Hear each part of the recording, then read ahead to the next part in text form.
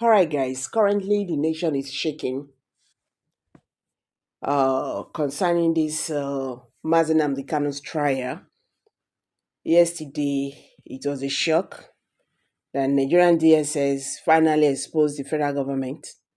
Now, the DSS says Nnamdi Kanu was kidnapped by the Nigerian government. They washed their hands for Nnamdi Kanu's abduction from Kenya. Now, Interpol has come out to say we don't have any knowledge concerning Nnamdi Kanu abduction from Kenya to Nigeria. The Kenya government says the federal government invaded their country to abduct Nnamdi Kanu without their consent.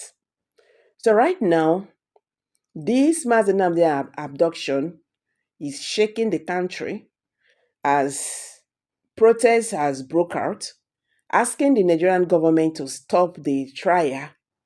You understand? These protests don't break out for the 5 Southeast region.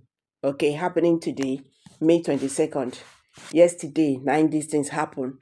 So today, they don't protest that the federal government of Nigeria must stop this trial because Nnamdi Kanu was kidnapped.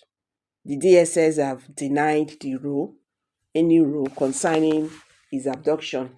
Interpol says they have no hands in Nnamdi Kanu's abduction. So what are we saying? What are we saying? Why are they still trying him?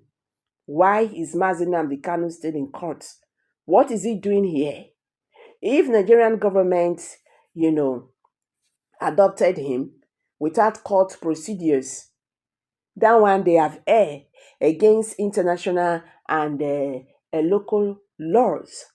So why are they still trying Nnamdi Kanu? Because Muhammadu Buhari have displayed a very high rate of hatred against the Igbo people. If not, why all these things? Interpol said they not get hand for this matter. So right now there is a big protest. This protest has broke out in the Nigerian southeast. They are asking the federal government of Nigeria to stop this trial at once. Yes, they say the government should stop this trial at once. You understand? Because Nnamdi Kanu cannot be jailed. Nigerian government must stop this trial. Honestly speaking, this is a very big shame. Yes, that the federal government of Nigeria can involve itself in kidnapping an individual. The same kidnap, the same abduction, they are against here in Nigeria, and they are involved in such acts. What can you call them now? What can you call Nigerian government? What can you call this thing they have done? Make una still watch wetin Interpol don talk concerning Nnamdi Kanu. But right now, Nigerian government, they are asking them to stop this trial. Is not aware of. Let me define the role of Interpol so that you can understand. Interpol is an international police organization that assists law enforcement agencies within the 196 countries to look for a fugitive that runs or is hiding. And if you look at all the other fugitives that are brought to face justice in Nigeria, they have the link, those who are involved, with Interpol. So I don't know I don't want to talk about issue of Kanu, who brought him back to Nigeria. I'm not aware how he was brought back to Nigeria or how he came into Nigeria. Interpol is not aware. We stated this long time ago, and we made it categorically clear. So it's not a question. There are what we call police-to-police relationship. International police cooperation. Another police, it does not necessarily bring Interpol. Okay. If one police and another exchange a suspect is running from them, they can have an international police cooperation that out of the scope of Interpol. Okay. But however, if a notice is given to an individual, like blue notices, when the inmates in Kuje prison escaped, yes, we did a biometric capture of those suspects. And we shared it with international communities. We shared it with our law enforcement agencies. Many of them were reapprehended because we have their biometrics. Now, in the issue of red notice, where a raid notice is issued under the federal court that issued that notice of arrest, that is warrant of arrest for such international. Yes. It will go to the Interpol, we'll process it, we'll look at it, we'll look at the charges, and then we'll issue a raid notice. Okay. On that raid notice, we bring back the culprit to face justice because all the 196 countries will be looking for that individual. Thank you very much. We are on to our legal team, the defense team for Nnamdi Kanu, who has been here for so long as 10 years in DSS/the Federal High Court. Okay, we shall hear from one of our special counsel, Aloy Jimako, who shall tell us what transpired today in court.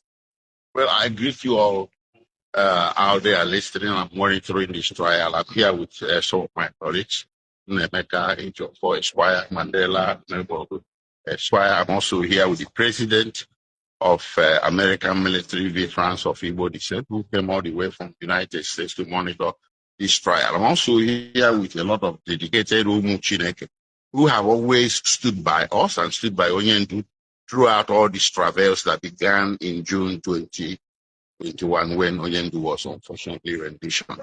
Well, let me cut through the chase and tell you what happened today briefly. First of all, we still have a media embargo imposed by the court, but we can speak on peripheral issues, just as auxiliary issues such as is telling you what happened in court today is what we can speak on. So I speak to you from the position of someone who was in court, and we conducted cross-examination of the witness, one of the witnesses. We identified him as prosecution witness BBB. His cross-examination, the cross-examination was very detailed, very aggressive, and very comprehensive. Good morning. Thank you for coming on this platform, sir. It's been a while. You're welcome, and thank you. God bless you. You've been an advocate of release of Nnamdi Kanu, and all of a sudden, we are seeing the end of Nnamdi Kanu's trial today. Of course, before we now begin to think in the direction of the new judge, James Omotosho, what he's going to do at the end of the day. What is your assessment? And you've seen the cross-examination so far.